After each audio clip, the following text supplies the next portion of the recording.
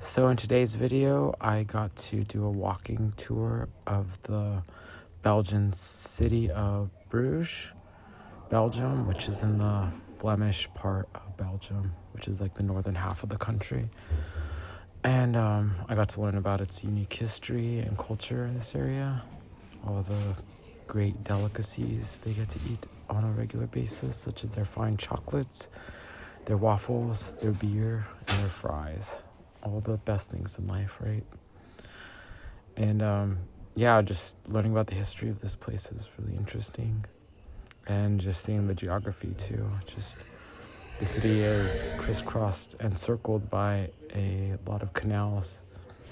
So you get to see boats traversing the canals, which are mainly tour boats now. So, because the city has been kind of turned over towards tourism. So the current city's population is like only about 170,000 people, something like that. It's less than 200,000, but they get 9 million visitors. So it's just inundated with tourists throughout the year. And I'm like hitting right at the peak season, start of the peak season, because there was quite a bit of tourists today. But yeah, I got to see the Balfour Tower, like the bottom of it. I didn't go in and walk up the top because it's pretty tall, and it's actually becoming kind of like the Leaning Tower of Pisa. So, if you're interested in seeing a Leaning Tower, the Balfour Tower is like that. I got to see the Church of Our Lady there, like their giant church. I missed out on the Basilica of the Holy Blood. I'll see that tomorrow. And yeah, I just got to learn a lot about the history and I really enjoyed my day here, trying out the chocolates and just enjoying all the beautiful sights I got to see. So I hope you enjoy the video, and yeah, if you like it, please share it, like, subscribe, all that. Thank you. All right, so this is where I'm staying. Actually, this is the hostel. I have like a little bar and stuff in there. And this is the building I'm staying in, is the second floor there. So that's my room up there. My window's right there to the right in the white alley there. So we're starting today our little walking tour of Bruges. So right now it's like about 11, and I'm probably gonna go look for like a place to have like a coffee and just a snack or something to buy. But my my walking tour is not for another 3 hours, so got some time just to walk around and kind of soak it all in. So it's kind of nice, just chill. Yeah, so these are what the streets look like here. They're pretty small, pretty narrow. I think this street's like a one-way, but yeah, there's a lot of cyclists, scooters, and stuff like that. Cars. Actually, a bus goes down this route too, so I guess I could have taken the bus, but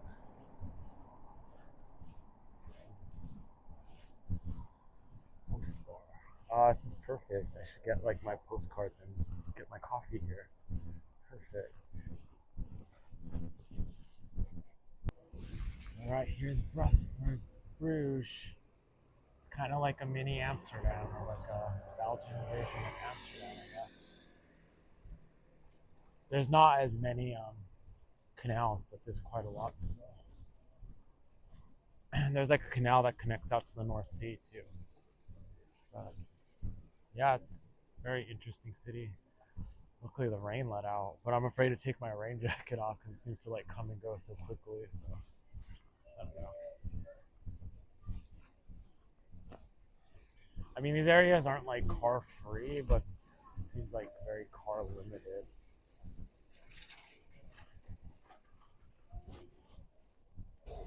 All right, Shannon, what do you want? Look at all these different creatures you could have in your classroom. I think Yukali would like this one, the bird. Some cool butterflies, though. Oh, those poor little ducklets. So weird. Oh, I gotta check out these haircuts. Oh my god, so crazy.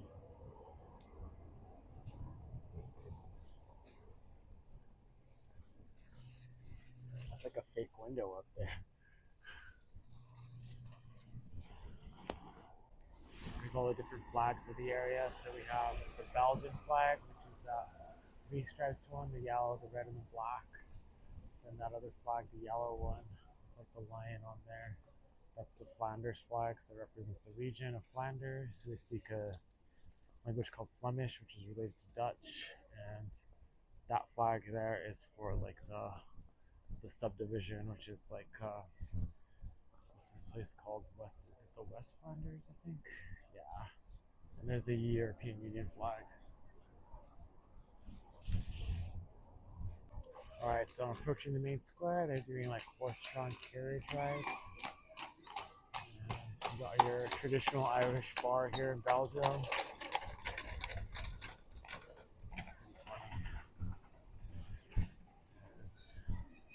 There's actually quite a few horses.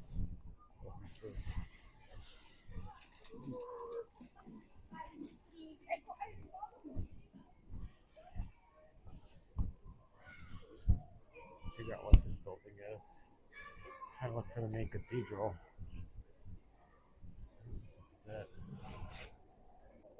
All right, so I think there's the cathedral there. I'm gonna go check that out. Horses. Wow, this like building is so tall. Amazing. There's the post office, and you drop off a letter. All right, here is the post box in Belgium. They look pretty cool. Done. And we happen to be at the cathedral. All right, so this place seems to be having some sort of like fair today or something. So I feel like a ton of meats, different types of food here. Oh, they got the waffles there.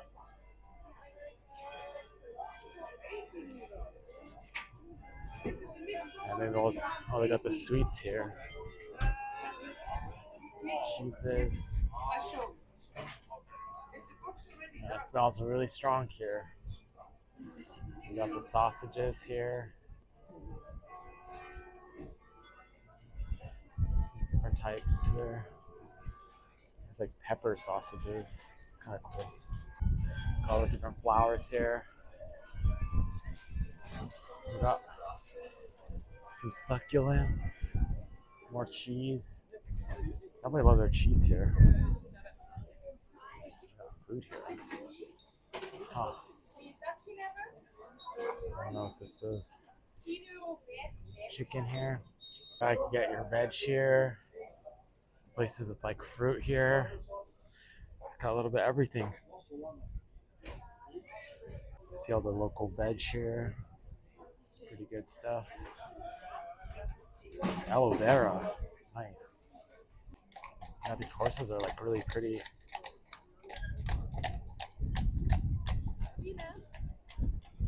So crazy how big that thing is.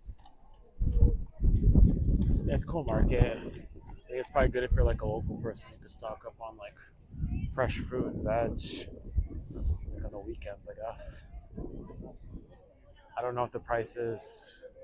They seem to be about the same as you get at the grocery store. So I should probably get something to eat. Yeah, I don't like know where to start. Like if I should check out anything right now because I feel as though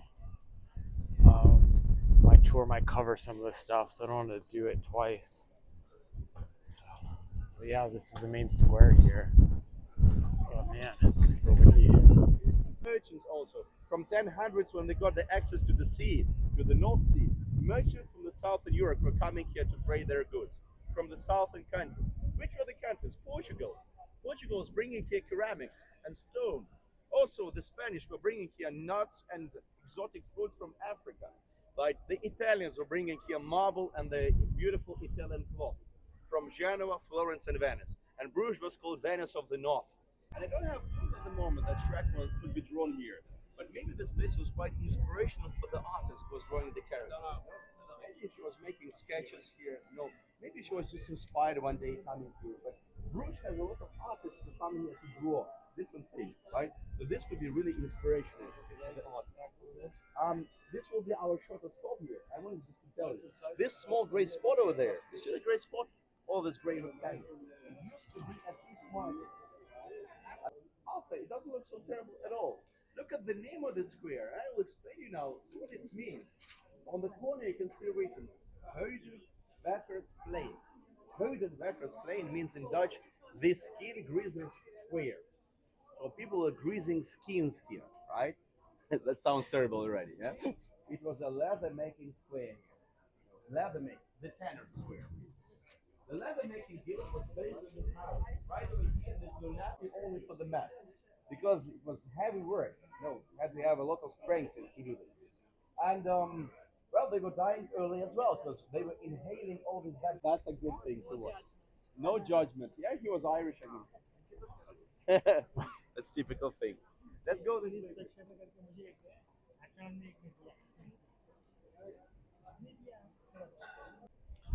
So these canals are like mainly used to transport goods in and around the city to the markets and stuff. I shouldn't say. There's my guide there. But I mean, they also use them for defense too. So it's able to narrow points of entrance into the city. So this tower is called the Balfour here in Bruges. It's also a leaning tower like Pisa. They make here savory waffles as well. So savory dish with eggs and bacon with other camera that we have on top of this church. It's a live streaming camera with a few falcons in it, right? If you look over here, you can see a few falcons sitting right here. So this right below here, you can see falcons. So these falcons in Bruges, they are living for almost 500 years.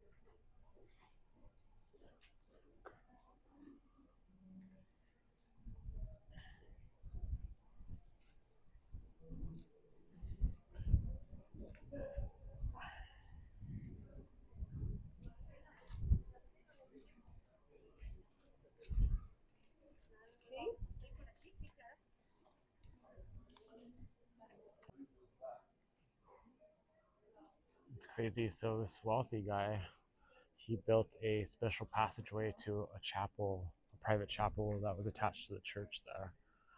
He made all his money off of selling beer. So yeah, beer was big business throughout time.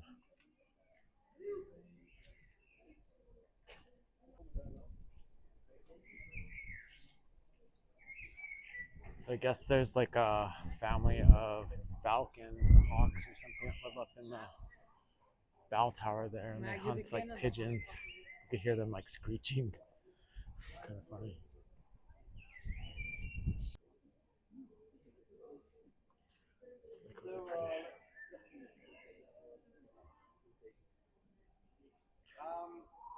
We'll tell you what, it's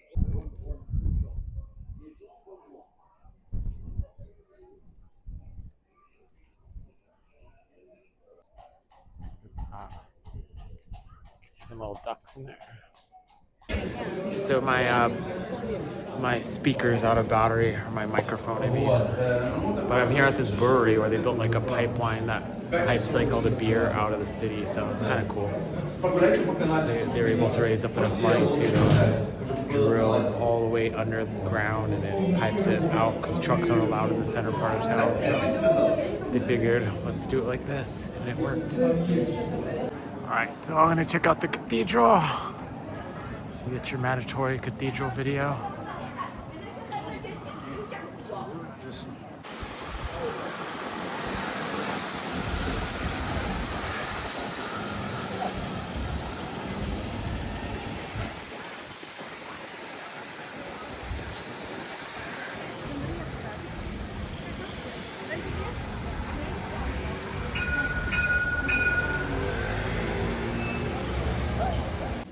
All right, so I'm entering the cathedral here.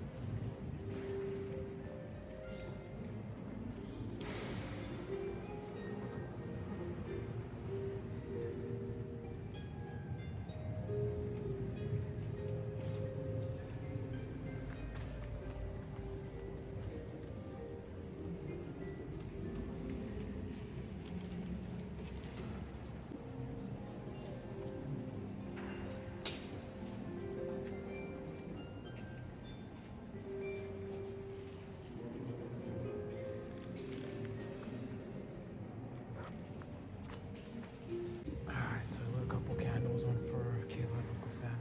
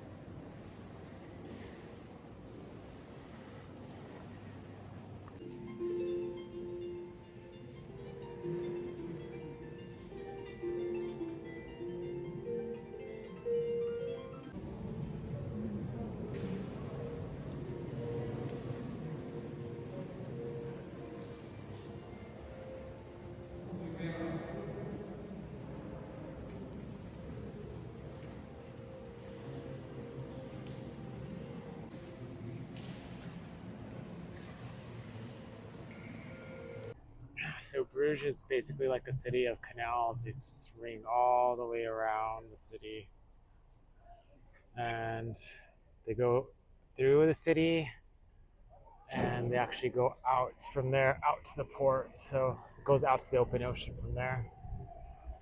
And yeah, they weave through the city as well, so you could get all over the place within the city. So if you need to transport goods, you could easily get them anywhere within the city. So if you want to transport wool or beer or any sort of other goods, and, barley, food, just anything that's needed can easily be transported via boats. So that's really cool. The secondary purpose was to have as like defense, but the primary purpose was always to have it as a way of moving stuff around.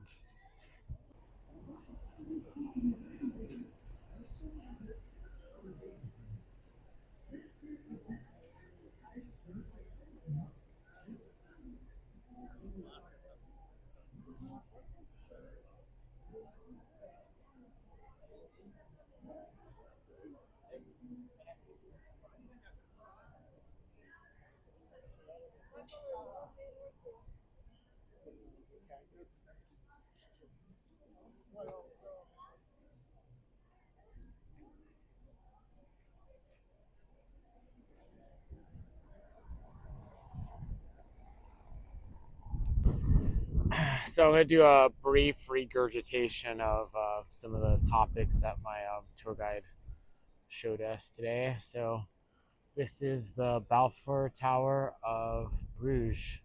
So it's used to be one of the tallest buildings in the world at the time.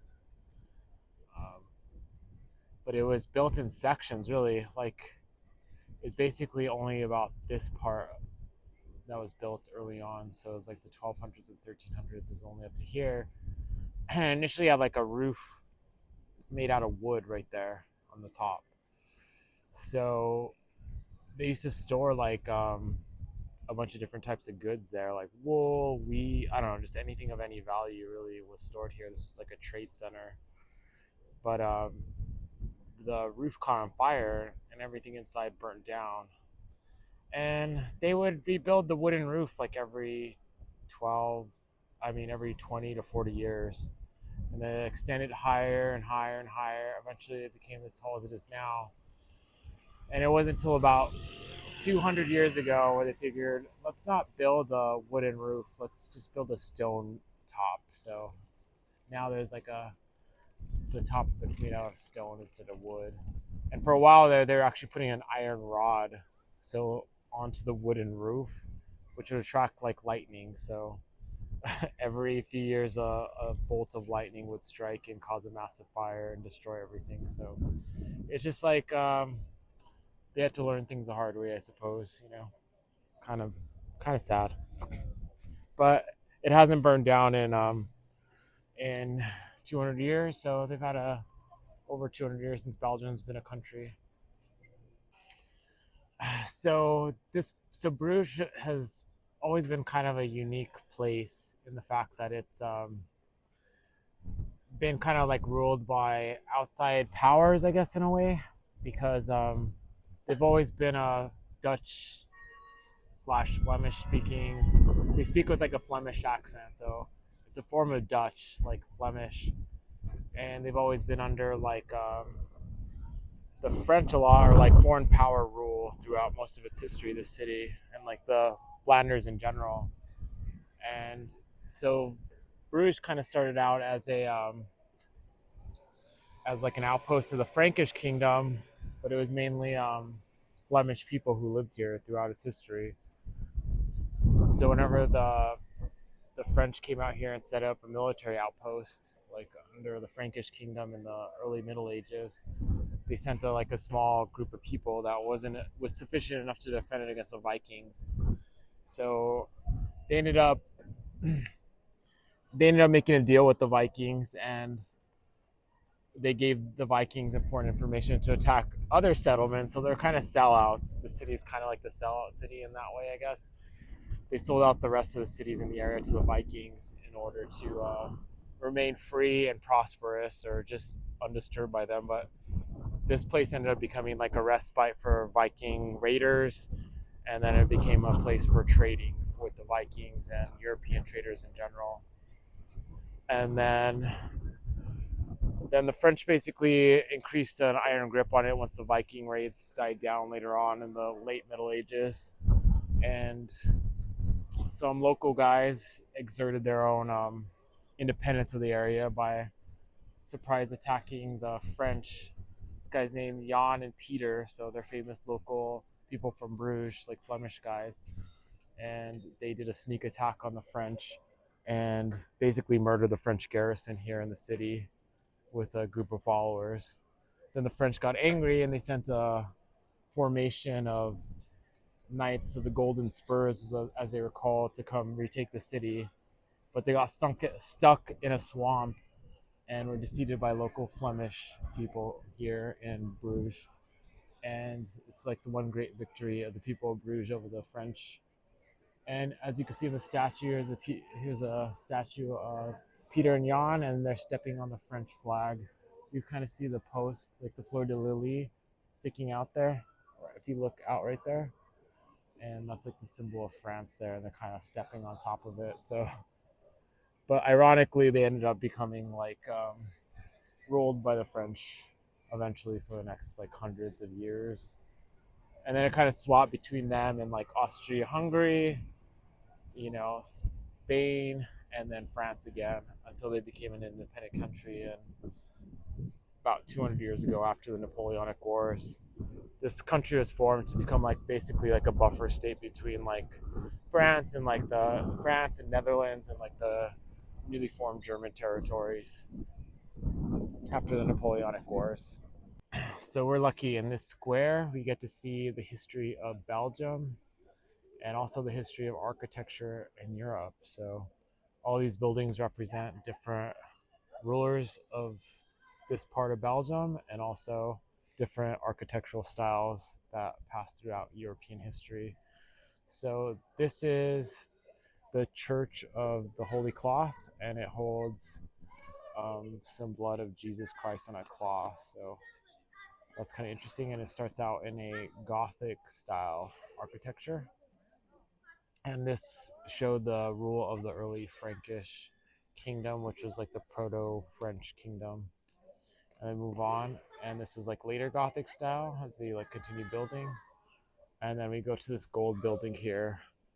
So in the Renaissance period, so it was starting around like the 1500s, this area was ruled by the Austrian Habsburgs, and they built things in the Renaissance style, which was basically adorned with a ton of gold, and it's just really flashy. And then the Austrian Habsburgs transferred it to the Spanish, and they were also part of the Habsburg family, and they built things in the Baroque style. So it's still really well adorned, but it's a little less understated. It doesn't have as much gold and stuff like that. So We're talking about like the late 1500s, early 1600s. The Spanish Habsburgs ruled, and then the French came back under the Louis of France. So the late French kingdom ruled this area up until Napoleon, and then Napoleon took over. So this is the style they use, a neoclassical style, which is very it's a lot less adorned than the other styles, but it had giant windows to let in light so people could stay actively working throughout the day. But yeah, it's definitely a different style. It also had like touches of like Roman Greece with the columns, etc. So more simple, scientific, and it's also very geometric. So the building is the same size on both sides of the building throughout. So all these other buildings are just like random hodgepodges, but this one is very symmetrical. And then once Napoleon was defeated at Waterloo, this country became Belgium. And I don't really see anything that was, I guess this part was probably like more like modern Belgian structure. These are like new businesses and stuff like that. But yeah, so Belgium's actually a relatively young country. It was only created after the defeat of Napoleon. So it was in the 1820s that Belgium became a kingdom. And it was kind of a buffer between the Netherlands and France, and also like the new developing states of Germany. So, yep, it's a baby country, and even compared to the U.S. is older than the country of Belgium, believe it or not. But Belgium has a long history for sure. All right, so I'm headed back to the hostel now. I kind of just had a chill day here in Bruges. Just did a walking tour, kind of shared a little bit what I learned towards the end of the day. And yeah, I hope you enjoyed like the footage I took today. It's I guess it was a little less in depth. I kind of just soaked it in and let the speaker or let the guy do his job. You know, I didn't really like do what I usually do and regurgitate immediately after, but I kind of waited till the end and kind of tacked it on at the very end. But I hope you enjoy or learn anything from the video. And I will be traveling to the Netherlands tomorrow, so I will be in Rotterdam. So I hope you enjoy today's video. Please like, subscribe, share. I'm trying to grow this channel and make it into like a real interesting travel channel that's useful to people. So, well, take care. Thank you. Thank you for your support.